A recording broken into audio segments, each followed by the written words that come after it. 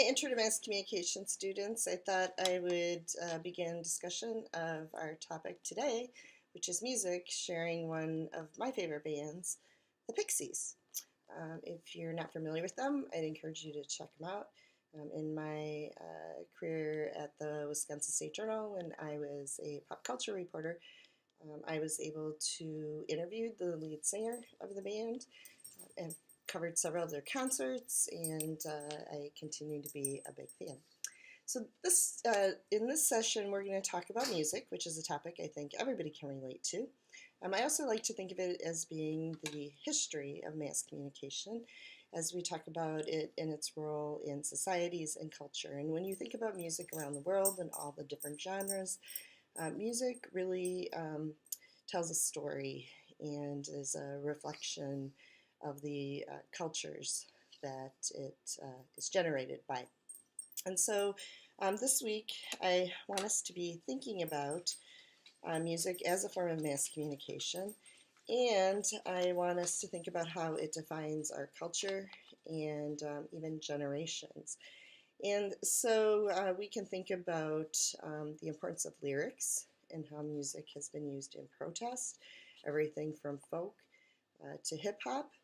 And music is a reflection of our politics and has really been used um, to express people who are unhappy with maybe what's going on in their government. You can think of punk rock, even the role of rock music and country. And so we have many different genres, many different styles, just something for everyone.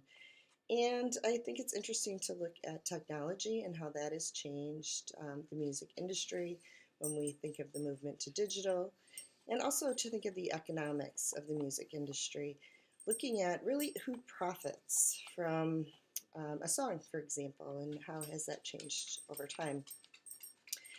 Music really blurs the lines in a democracy, and I think one thing we need to be really interested in, and we talked about this a little bit when we were discussing books, but censorship and the role of music as it is considered a part of free speech and expression. So I have some questions I'd like you to be thinking about as you go through the materials in this section.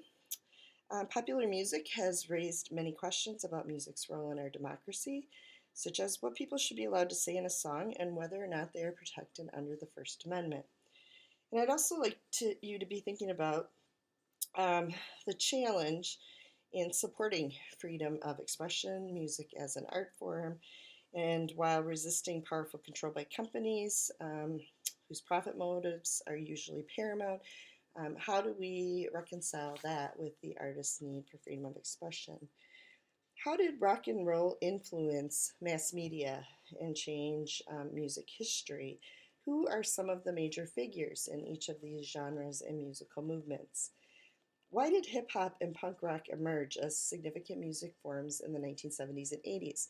So I'd like you to be thinking about what else is going on in the world, in the United States, during the times these genres are evolving. What do some of these genres have in common, and how are they different? And why do so many forms of alternative music become commercially successful?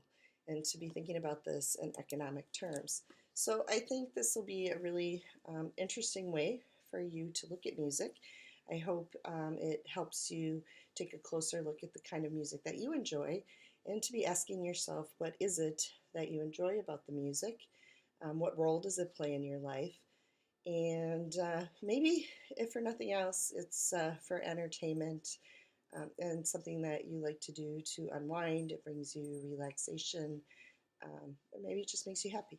So I'll leave you with a little bit more from my favorite band, the Pixies, and I look forward to reading your viewpoints on this week.